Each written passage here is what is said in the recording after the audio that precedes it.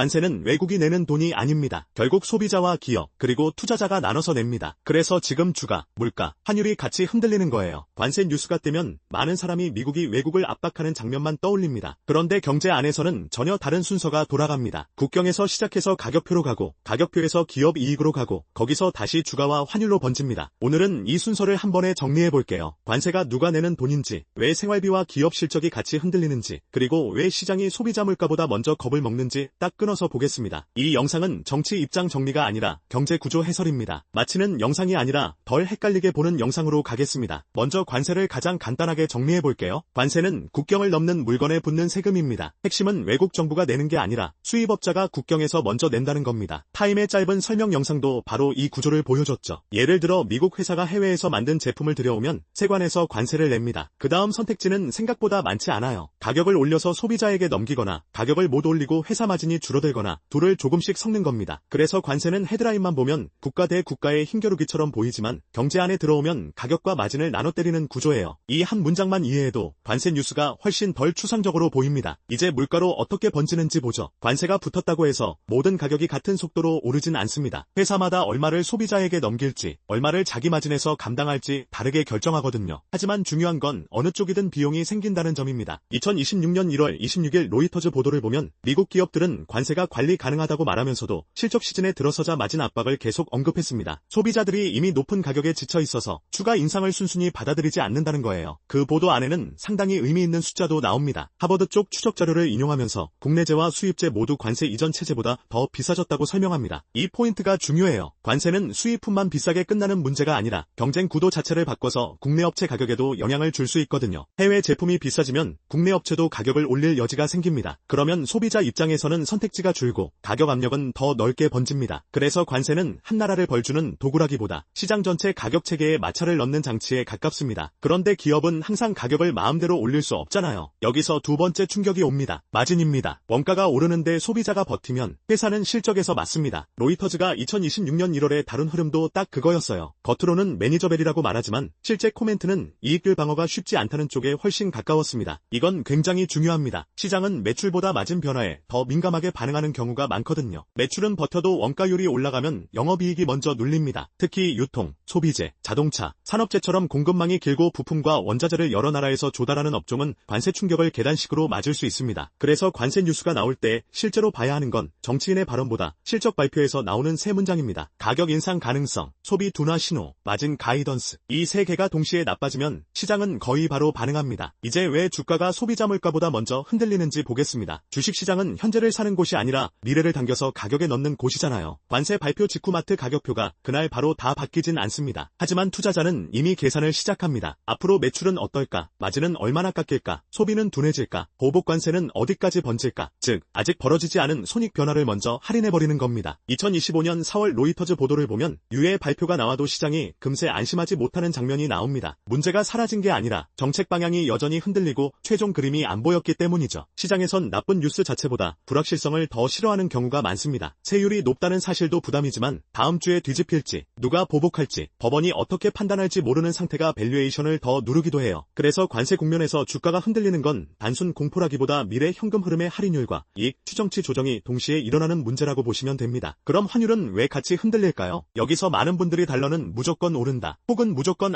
안전자산이다, 이렇게 외우려 하거든요. 그런데 환율은 그렇게 한 줄 공식으로 움직이지 않습니다. 관세 충격은 세 가지를 동시에 건드립니다. 성장률 전망, 위험 회피 심리, 정책 신뢰입니다. 성장 둔화 우려가 커지면 수출 의존도가 높은 나라 통화는 먼저 압박받을 수 있어요. 위험 회피가 강해지면 달러, 엔, 스위스 프랑처럼 안전자산으로 자금이 쏠릴 수도 있습니다. 반대로 미국 정책의 일관성 자체가 의심받으면 달러도 무조건 편한 자산처럼만 보이지 않을 수 있습니다. 즉 환율은 관세 그 자체보다 관세가 만든 불확실성과 경기 전망 변화에 더 크게 반응합니다. 한국처럼 수출 비중이 높고 글로벌 위험 선호 변화에 민감한 시장은 이런 국면에서 원화 변동성이 커질 수밖에 없습니다. 그래서 관세 뉴스가 나올 때 환율은 부수 효과가 아니라 핵심 변수입니다. 이쯤 되면 이런 반론이 나옵니다. 그래도 관세를 높이면 공장이 미국으로 돌아오는 거 아니냐, 결국 제조업을 살리는 거 아니냐, 이 질문이죠. 가능성은 있습니다. 하지만 속도가 문제예요. 공급망은 스위치처럼 껐다 켜는 게 아닙니다. 공장 한 곳만 옮긴다고 끝나는 게 아니라 부품업체, 물류, 인력, 인허가, 설비, 재고, 품질 관리까지 전부 같이 움직여야 하거든요. 그래서 단기적으로는 이전 기대보다 비용 증가가 먼저 보입니다. 회사는 그 사이에 재고를 미리 쌓거나 제3국을 경유하거나 조달처를 나눠보지만 그것도 전부 비용입니다. 관세가 제조업을 살릴 수 있느냐는 질문은 하루짜리 뉴스가 아니라 몇 년짜리 질문이에요. 그런데 시장은 몇 분기 뒤 실적부터 계산합니다. 그래서 단기적으로는 주가가 먼저 흔들리고 중기적으로는 물가와 투자, 장기적으로는 공급망 재편 비용이 남습니다. 그렇다면 누가 이기고 누가 질까요? 정답은 모두가 조금씩 손해를 보는데 일부만 단기 수혜를 볼 수 있다에 가깝습니다. 국내 대체재가 확실한 산업, 정책 보호를 강하게 받는 산업, 그리고 공급망을 빨리 돌릴 수 있는 일부 기업은 짧게 웃을 수 있습니다. 하지만 소비자는 더 비싼 가격을 맞고 유통업체는 마진을 깎이고 수출 기업은 보복 관세나 환율 변동을 맞고 투자자는 변동성 확대를 맞습니다. 그리고 무엇보다 효율성이 떨어집니다. 원래 더 싸고 잘 만들던 곳이 있는데도 관세 때문에 비싼 경로를 택해야 하면 경제 전체로 보면 같은 돈으로 살 수 있는 게 줄어들어요. 그래서 관세는 누군가에게 보조금을 주는 방식이라기보다 전체 시스템에 마찰을 넣는 방식으로 작동하는 경우가 많습니다. 앞으로는 세 가지 시나리오를 보면 됩니다. 첫째, 협상으로 완화되는 경우입니다. 헤드라인은 좋아지고 시장은 안도 랠리를 할 수 있어요. 하지만 이미 올라간 가격과 깨진 공급망 계획이 한 번에 원상복구되진 않습니다. 둘째, 높은 관세가 어정쩡하게 오래 남는 경우입니다. 사실 이게 가장 까다롭습니다. 충격은 뉴스에서 사라졌는데 가격과 마진 압박은 조용히 남기 때문이죠. 셋째,